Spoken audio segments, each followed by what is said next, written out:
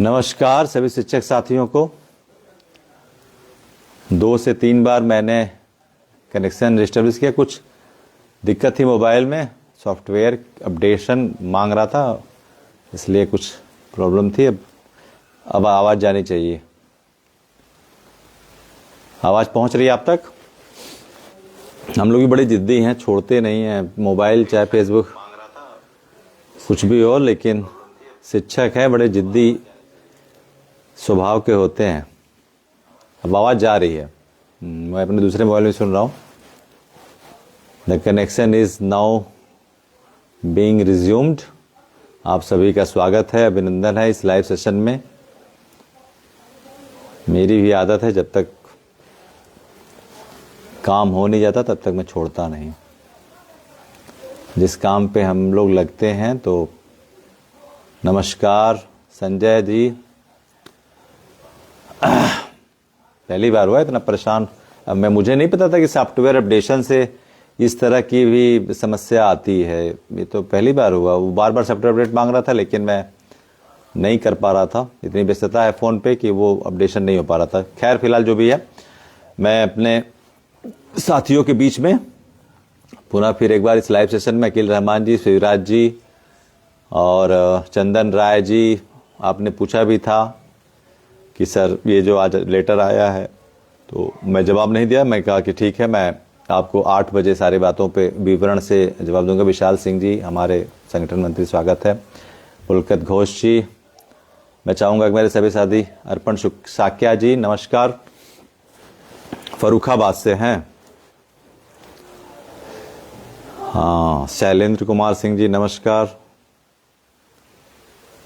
नमन साक्य जी, विशाल सिंह जी, जी आवाज़ अब आ रही है जी। विशाल जी, कुछ ऐसी दिक्कत थी और 2-3 बार मैं परेशान हो गया, इरिटेशन हो गया, लेकिन हम कह के आऊँगा तो लाइव, चाहे जैसे भी कुछ। अब मुझे नहीं पता था कि सॉफ्टवेयर अपडेशन से इस तरह की दिक्कत होती। खैर जो भी हो। एनएल सागर जी नमस्कार।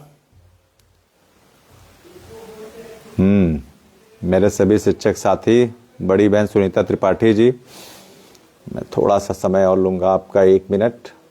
मैं चाहूँगा कि मोबाइल पे भी इसमें बड़ा दबाव है। सारी जो भी कोशिशें हैं वो मोबाइल पे ही आ रही हैं सारा। खैर बहुत अच्छी भी चीज़ है। आज हम एक कोने से दूसरे कोने तक एक अपने अध्यापक भी से संपर्क स्थापित कर ले रहे हैं अपनी लड़ाइयों। ये सोशल मीडिया नहीं होता तो इतनी बड़ी लड़ाई, इतने बड़े संघर्ष को, इतना बड़ा क्लब अप कैसे होता हमारे इस बड़े मैसिव परिवार का। जो भारत का सबसे बड़ा कर्मचारी परिवार है वो है शिक्षक परिवार, है ना। मैं बार बार कहता हूं, आज उसी बार 25 लाख, है ना, वो आज जाके केंद्र सरकार के कान में बात गूंजी है। पहुंचेगी तो, पहुंचना तो था ही। मैं तो बार बार आपसे कहता हूं।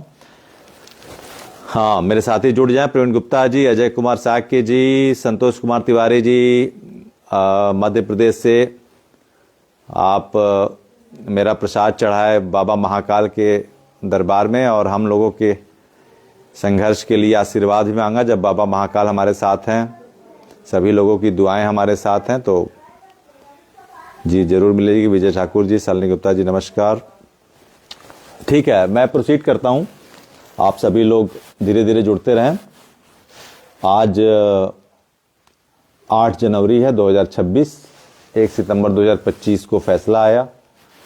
लगभग 125 से ज़्यादा दिन बीत गए और हम पहले ही दिन से इस संवेदनशील और गंभीर मुद्दे पे बिल्कुल अपने प्रयासों से कटिबद्ध हैं, संकल्पबद्ध हैं कि हम अपने देश प्रदेश के हर कोने में जो भी शिक्षक हैं उनके सेवा सुरक्षा के हितों की रक्षा के लिए कृत संकल्पित हैं और रहेंगे।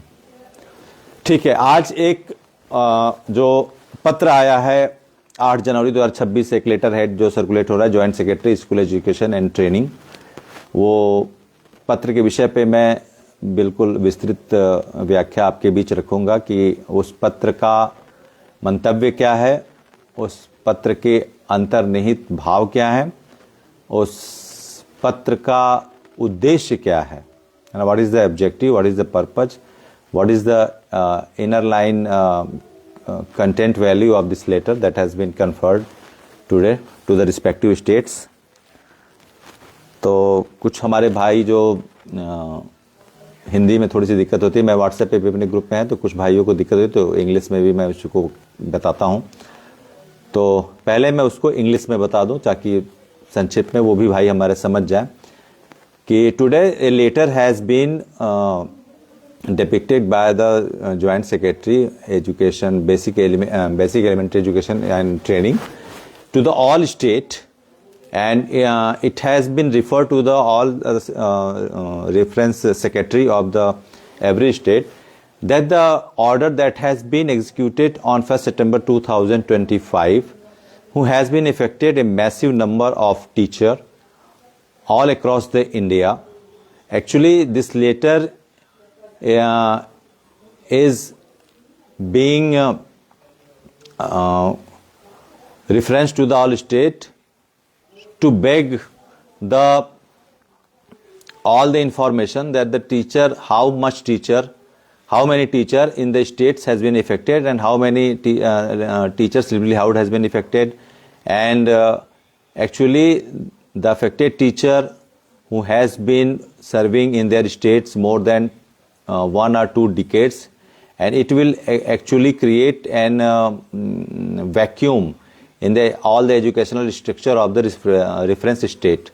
So the letter is having the context that the state has been asked to give the exact number of the teacher who is not qualified yet before the TET enactment, and government is now getting to collect the data of the actual number of teacher from all across the India to know what is the actual figure is, so that they will come to know actually all the proceeding that is going on in the respective Supreme Court of India, that when the review petition will be executed and NCT will be asked, the government should have some compilement about the records about the teacher, the number of teacher. When the Supreme Court Honorable Datta ji has given this order, actually he did not know that how many teacher is going to be affected by this unbehavioral decision that is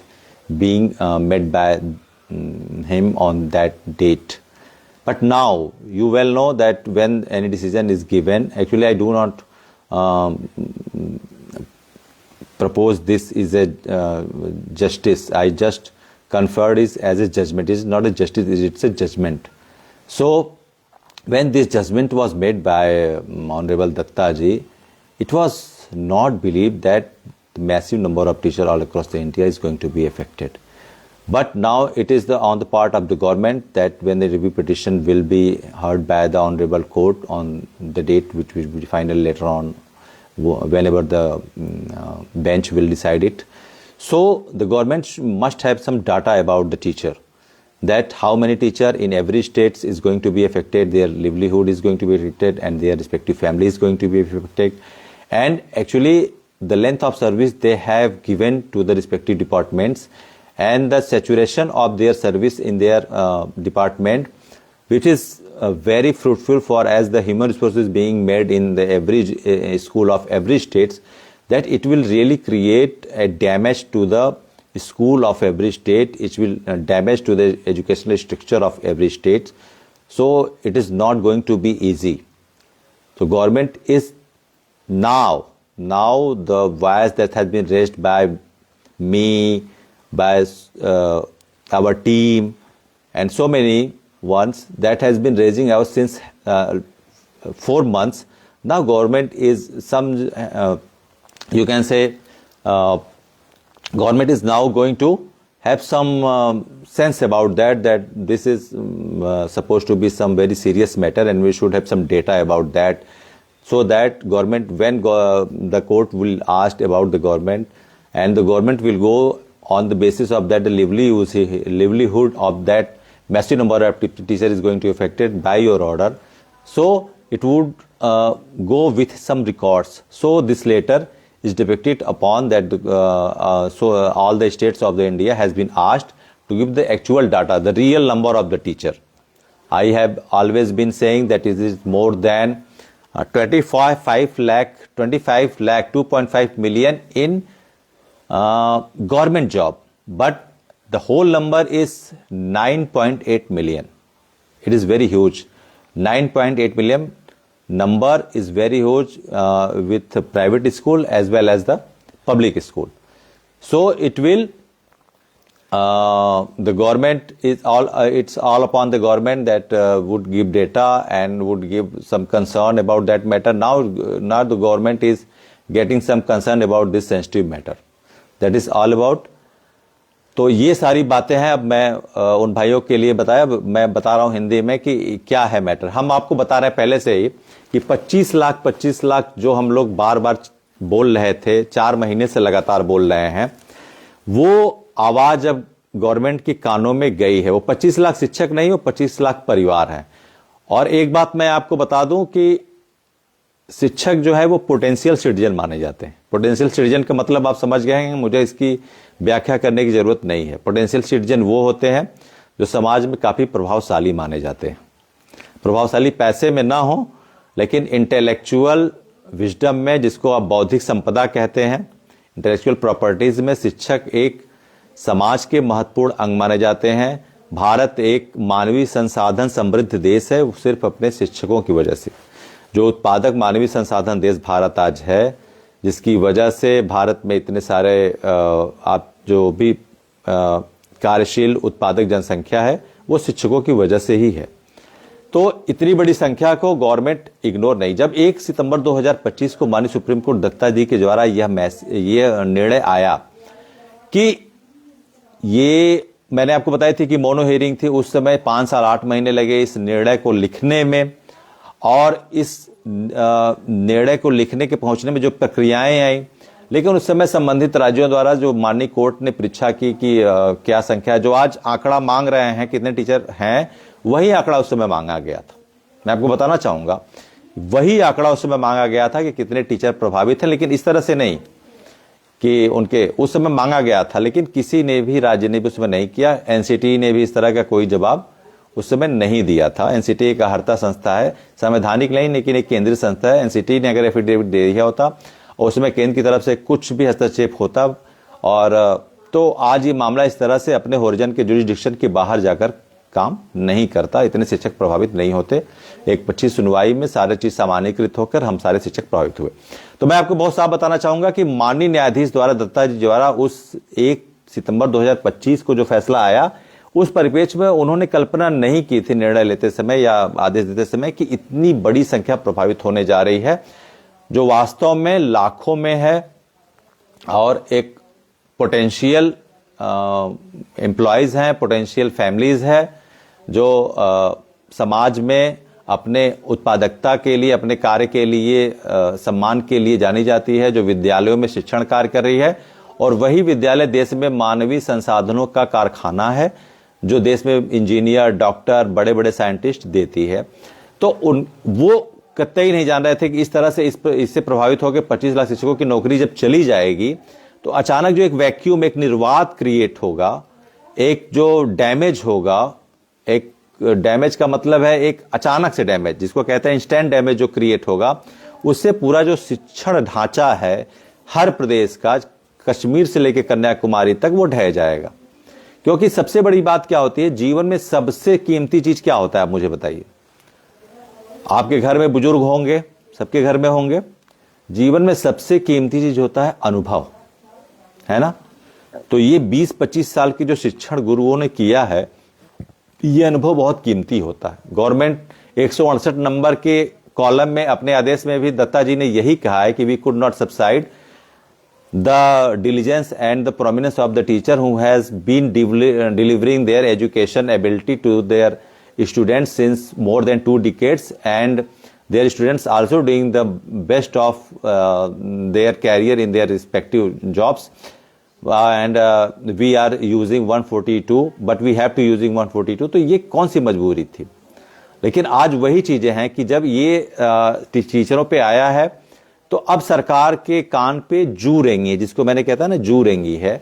जो संसद में भी हमारे माननीय सांसदों ने सवाल उठाया, आपको बता दें, आज ही माननीय राज्यसभा सांसद जो प्रतिपक्ष उपनेता हैं प्रमोद तिवारी जी, आभार दूंगा कि उन्होंने जैसे ही हम लोग मिले, उन्होंने एक प्रधानमंत्री जी को लेटर लिखने के लिए बोला था। आज वो लेटर हम लोगों को मिला भी है, हम लोगों ने उसको फेसबुक पे जाहिर किया। मैं उसको धन्यवाद भी इस लाइव सेशन के माध्यम से देना चाहूँगा कि उन्होंने संज्ञान में लाया।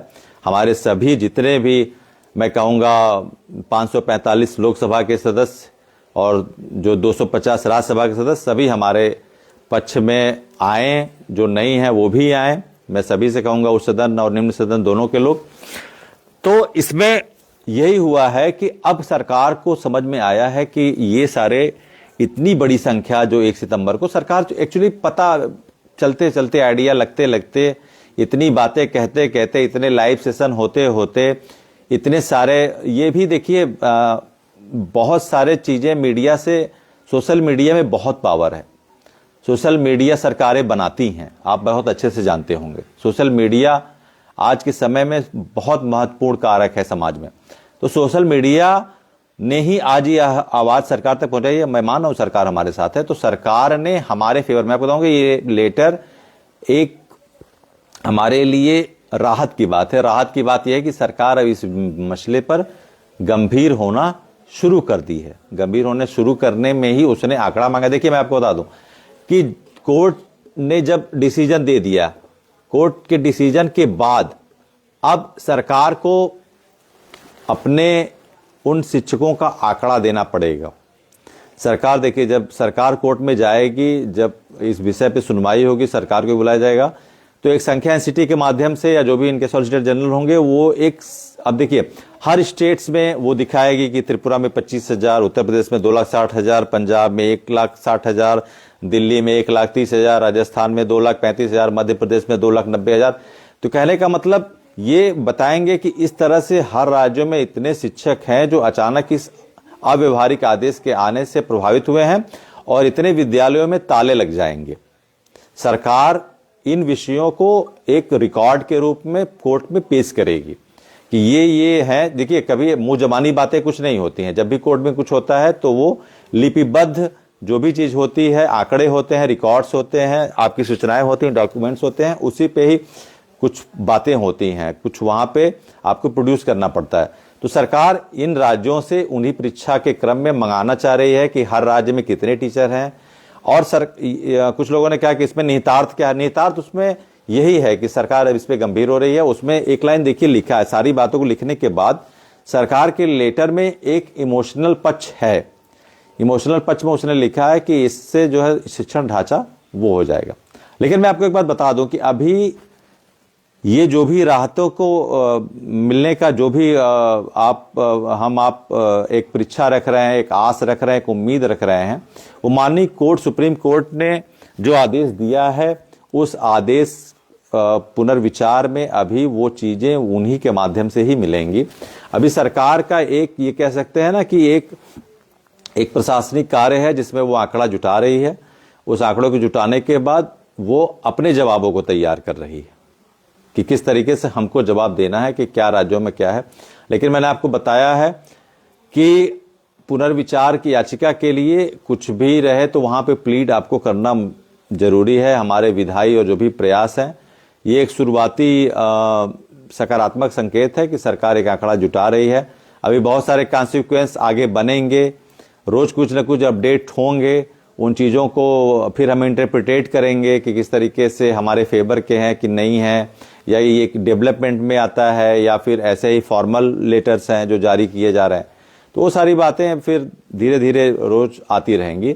लेकिन फिलहाल जो हमने संख्या दी, हमेशा बोल रहे थे, तो सरकार उस संख्या पे अब थोड़ा सा क्लिक की है, उसको ये चीज़ क्लिक हुई है कि ये संख्या एक प्रभावित करने वाली संख्या है। वास्तव में इस संख्या पे अगर प्रभाव पड़ेगा तो वो गलत है और ये अव्यवहारिक आदेश है, इसमें सरकार हस्तक्षेप। लेकिन सरकार, अभी मैं आपको बता दूं, कोई अध्यादेश या संशोधन अभी बिना सुप्रीम कोर्ट की पुनर्विचार याचिका की सुनवाई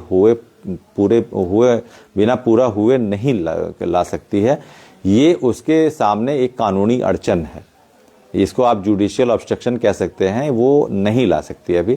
अभी हमको पुनर्विचार में ही जो मिलना है राहत, और सरकार द्वारा दी गई राहत भी पुनर्विचार याचिका में एनसीटी के एफिडेविट से इन्हीं सारे का ये जो सरकार मांग रही है ना, इसी तरीके के लेटर आप देखेंगे जारी होंगे, क्या है, कैसे है, कितने शिक्षक प्रभावित हो रहे हैं, कितने हैं, और कहाँ कहाँ पे क्या क्या, कितने विद्यालय हैं जो बंद हो जाएंगे। तो एक तरह के आंकड़े जुटा रही है। लेकिन एनसीटी को अपने जवाब से तो अगर उस समय संतुष्ट कर दी होती तो इन चीज़ों की जरूरत ही नहीं पड़ती, है ना। और हियरिंग की डेट आप लोग पूछ रहे हैं, तो हियरिंग की डेट में बता दो, हियरिंग की डेट में थोड़ा सा भी टाइम है, मुझे लग रहा है कि अभी 1 महीने का टाइम है।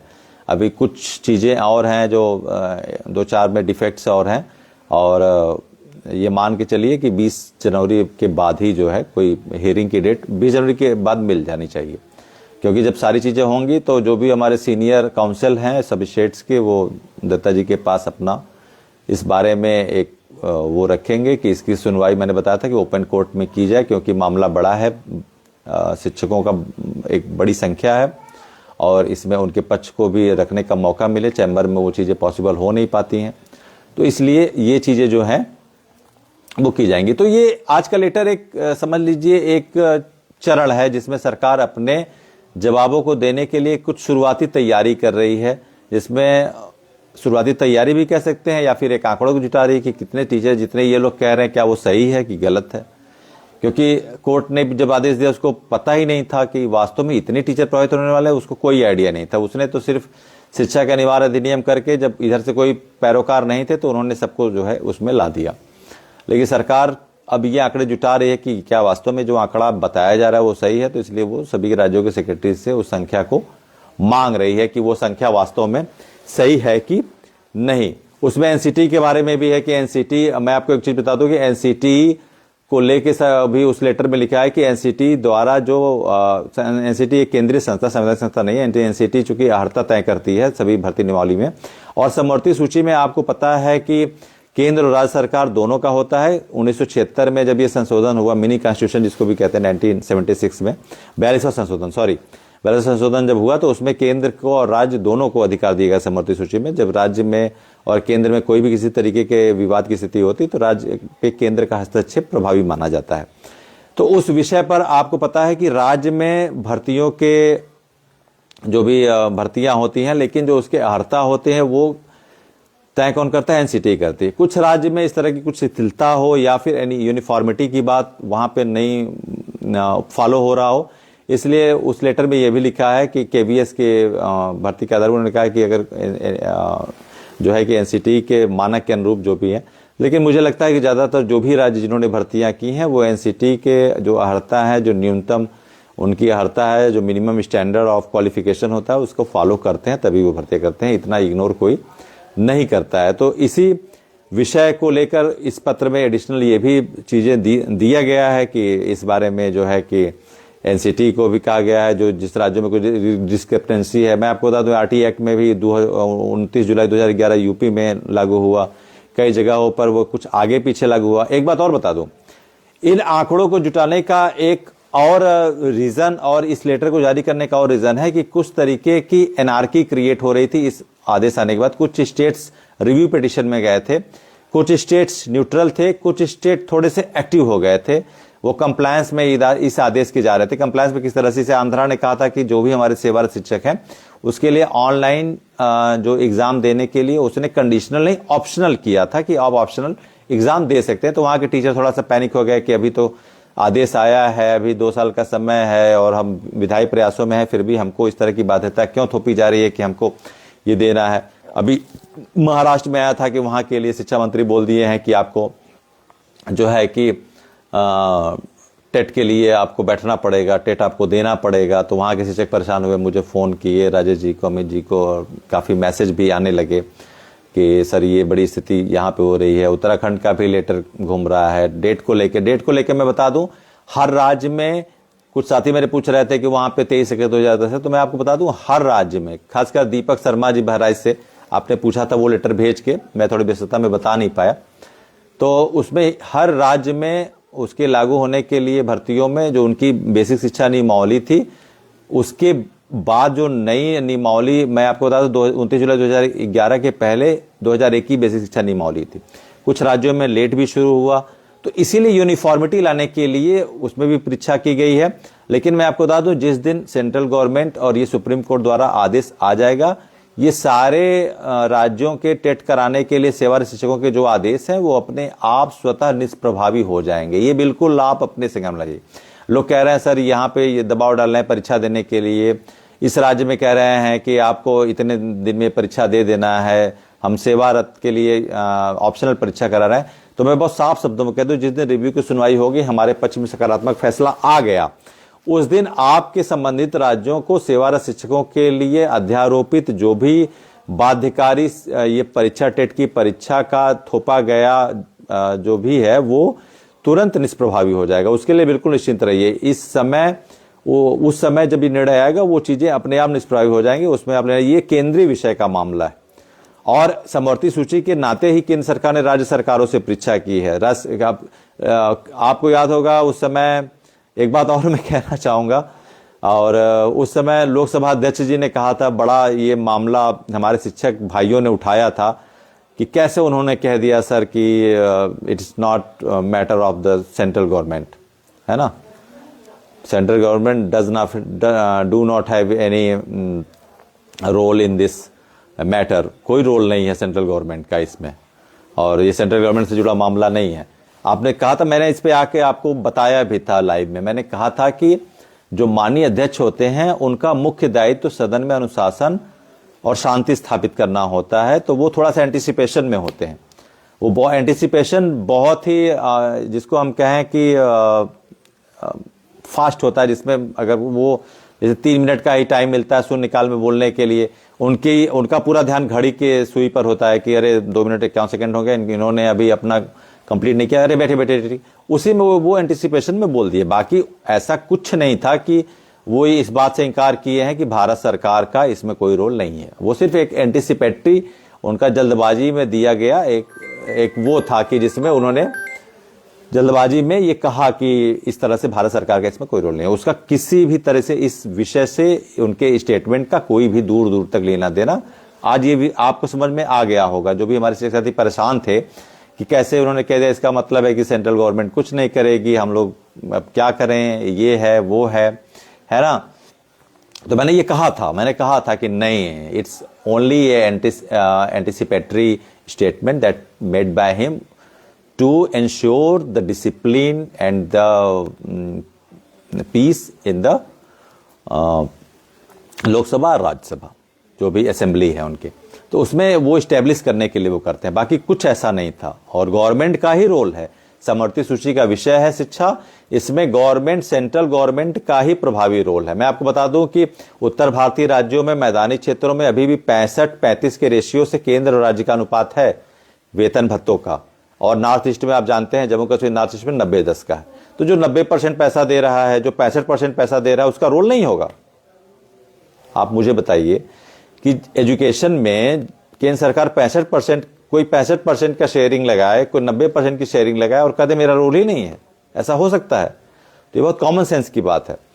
तो आप लोग परेशान हो गए थे, तो मैंने कहा था इस विषय पे आज के लेटर ने मुहर लगा दी कि कोई भी ऐसी बात नहीं है। हाँ, ये क्लियर हो गया है इस लेटर से कि ये सेंट्रल गवर्नमेंट का ही मामला है। It is now crystal clear, that all this matter that has been created by the order by the Honorable Supreme Court on 1st September 2025, is all upon the central government. Central government has to raise any solution to eradicate the problem all across the India. The number you all know. तो ये सारी बातें हैं कि अब central government को ही ये करना है, सेंट्रल गवर्नमेंट को ही ये फैसला लेना है। तो ये लेटर इस विषय पे भी है कि हम ये जान गए सेंट्रल गवर्नमेंट ही इस पे करने जा रही। तो ये सारी बातें थी, स्टेट सारी जानकारी देंगे, सेंट्रल गवर्नमेंट भी अपनी कंपाइल करे। लेकिन आपको बता दूं कि जो हियरिंग है, उस हियरिंग की तैयारी हमें बड़ी मजबूती से करनी है। उस हियरिंग में पहले तो ये कोशिश करनी है कि उस हियरिंग की सुनवाई ओपन कोर्ट में हो, है ना। ओपन कोर्ट में होगी तो थोड़ा सा स्पेस मिलता है उसकी स्वीकार्यता का और हमको हमारे पक्ष से जो भी काउंसिल हैं उनको बात रखने का। और हमने बताया था कि जो हमारे विधायी प्रयास हैं वो जारी हैं, हम इसके लिए जो भी औपचारिकताएं हैं वो कर रहे हैं, क्योंकि हम नहीं चाहते हैं कि 1% का भी कोई भी संभावित चूक जो है वो ना होने पाए, है ना। तो हम उस चूक को भी जो संभाविता हो सकती है जिसकी, उसको भी दूर करने का प्रयास कर रहे हैं कि हमारे शिक्षकों को 100% राहत मिले। उसी उद्देश्यों को पूर्ण करने के लिए हम अपने तरीके से इस कानूनी प्रयास को भी देख रहे हैं, उस कानूनी लड़ाई को भी लड़ने के लिए हम तैयारी कर चुके हैं। जल्दी हम उसके बारे में आपको अपडेट करेंगे और सारी सूचनाओं का आदान प्रदान तो होता ही रहता है आपसे फेसबुक के माध्यम से। तो ये सारी बातें थी। लेटर के बारे में आप सब लोग जान गए हैं। और सरकार, अब ये बता दें कि 1 फरवरी को, पहली बार मुझे लग रहा है कि 1 फरवरी को रविवार पड़ रहा है, 1 फरवरी को भारतीय इतिहास में पहली बार बजट पेश होने जा रहा है छुट्टी के दिन। और 2 से 3 दिन पहले बजट सत्र की शुरुआत हो जाएगी। वो भी इस बार हमारे ही बजट के बाद अगर दूसरी कोई आवाज होगी तो यही टेट प्रकरण का ही होगा, ये मुझे पूरा विश्वास है। फिर से हमारे माननीय सांसद इस विषय को उठाएंगे। सरकार उन्हीं सांसदों की ही देन है कि जिन्होंने उठाया, और सरकार इस विषय पे अपनी तैयारी शुरू कर दी है। लेकिन मैं आपको बहुत बता दूं कि जिस तरह से आप अभी इन चीजों को लेकर पूरी तरीके से ये मत मानिए कि हमको पूरी राहत मिल गई है, क्योंकि ये मामला संवेदनशील है, कोर्ट में है, 142 का प्रयोग किया गया है और इसके लिए कोर्ट के जो भी नियम है गवर्नमेंट भी उसको क्रॉस ओवर नहीं कर सकती है। गवर्नमेंट को भी सुप्रीम कोर्ट के उस 142 के प्रयोग के बाद जो भी चीजें क्रिएट हुई हैं उसके लिए उसको एफिडेविशन देना पड़ेगा, संतुष्ट करना पड़ेगा कोर्ट को कि उसने अगर एग्जम्पशन दिया है, वो भी 1 सितंबर 2025 के फैसले के पहले के चार्टर में दिया है, तभी वो ये भी देखेगी कि 1 सितंबर 2025 के बाद आपने कोई एडिशनल तो नहीं किया। उसके लिए फिर आपको फिर संसदीय व्यवस्थाओं पे जाना पड़ेगा, वो भी हुआ नहीं है। और वो मैं आपको बता दूं कि एनसीटी ने पैरा 4 पैरा 5 में छूट की बात की है, एफिडेविशन देंगे। तो सरकार एनसीटी के माध्यम से जब पुनर्विचार की सुनवाई होगी तो उस एफिडेविशन को सबमिट कराएगी। और अब यही है कि बड़े काउंसिल की जरूरत मैंने आपको बताई थी कि बड़े काउंसिल की जरूरत है, क्योंकि बड़े मुद्दों के लिए बड़े मुद्दों के लिए बड़े लोगों की जरूरत होती। तो हम ये कोशिश कर रहे हैं कि एक फेस वैल्यू, अच्छा फेस वैल्यू का चेहरा रहे, जिससे हमारे इस मसले को 1% भी कोई नकारात्मक संकेत न मिलने पाए, नकारात्मक परिणाम में ये न बदलने पाए। ये 100% सकारात्मक है और सकारात्मक बना रहे, यही हमारा प्रयास है। यही सारे विषय थे जो मैं आपको भी साझा करना था। पत्र को लेकर यही है कि वो एक गवर्नमेंट अब अपने रिकॉर्ड को दुरुस्त करने जा रही है और गवर्नमेंट ने ये मान लिया कि ये मेरा ही काम है, ये सेंट्रल गवर्नमेंट का काम है, ये जॉइंट सेक्रेटरी एजुकेशन और ट्रेनिंग का ही लेटर है। तो गवर्नमेंट ये मान लिए कि ये मेरा लेटर उनका ऑफिशियल लेटर है और सभी राज्यों से वो एक आंकड़ा जुटाएगी, एक फाइलिंग होगी, इस राज्य से इतने, इस राज्य से इतने विद्यालय प्रभावित हो रहे हैं। तो जीविकापार्जन के आधार पे ही तो आप न्यायालय में मांग रखते हैं, एक याचना रखते हैं कि इतने शिक्षक प्रभावित हो, इतने परिवार प्रभावित हो रहे हैं, तो उसी आधार पर कोर्ट आपको देती है। लेकिन वो तभी देगी जब पुनर्विचार के लिए वो तैयार होगी। मैं आपको बार बार इसीलिए घुमा फिरा के आ रहा हूं कि पुनर्विचार का रेशियो, एक्सेप्टेंस रेशियो क्या होता है, बहुत कम होता है। पुनर्विचार का एक्सेप्ट होना हमारे मसले के लिए बहुत जरूरी है।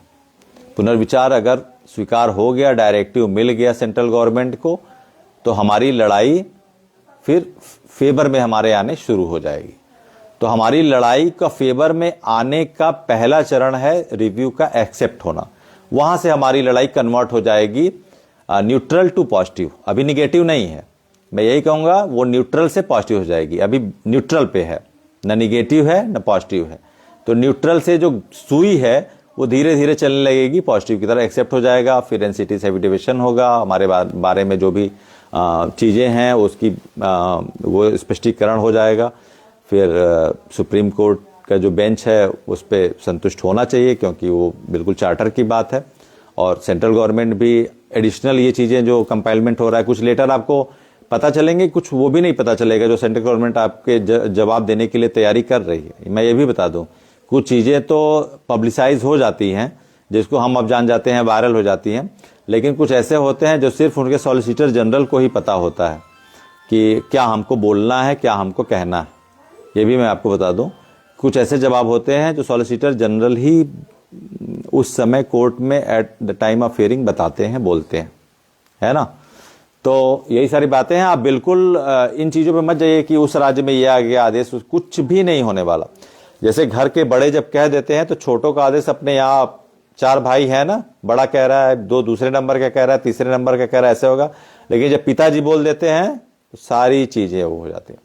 तो जिस दिन सुप्रीम कोर्ट का आदेश आ जाएगा, सेंट्रल गवर्नमेंट का आदेश आ जाएगा, उस दिन विभिन्न राज्यों में टेट को लेकर के जो भी एक पैनिक क्रिएट हुआ है, जो राज्य सरकारें कंप्लायंस में नहीं आई हैं, पुनर्विचार याचिका में नहीं आई हैं, टेट के लिए वो कर रही हैं, या फिर कुछ एंटिसिपेटेड र्यूमर चल रहे हैं कि ये होगा वो होगा, वो अपने आप खत्म हो जाएगा। पानी जो है उसमें जो तरंग है, वेव है, अपने आप शांत हो जाएगी जिस दिन वो आदेश आ जाएगा। तो सारा फोकस हमको करना है कहां? सारा फोकस सिर्फ हमको करना है सुप्रीम कोर्ट के रिव्यू की सुनवाई पर। मैंने आपको पहले ही बोला था, इस समय कोई भी याचिका की सुनवाई वो एंटरटेन नहीं करेंगे। कोई भी बेंच उस रिव्यू के अगेंस्ट उस बेंच पे क्रॉसओवर नहीं देगी, आपको कतई नहीं देगी, न लेगी। वो क्रॉसओवर, जुडिशियल क्रॉसओवर नहीं करने, इसको जुडिशियल क्रॉसओवर कहते हैं। तो जब वो त्रिपुरा का भी मामला मैं आपको बता दूं, त्रिपुरा का मामला जो एसएससी टीचरों के लिए टेट की अनिवार्यता का है, तो जब 25 लाख टीचर टेट की अनिवार्यता के लिए रिव्यू में है, तो उनको भी अभी टेट अनिवार्यता से छूट नहीं मिल सकती है। वो दत्ता जी ने कहा भी है कि इसकी पुनर्विचार की सुनवाई अभी है, जब होगी तब हम उसमें बताएंगे। तो ये सारी बातें थी, और आगे जो भी अपडेट्स होंगे हम उसको बताएंगे और आपके बीच साझा करेंगे। आप लोग निश्चिंत रहिए, आपकी नौकरी बिल्कुल इंटैक्ट थी, है और रहेगी। आप पूरी सेवा करेंगे।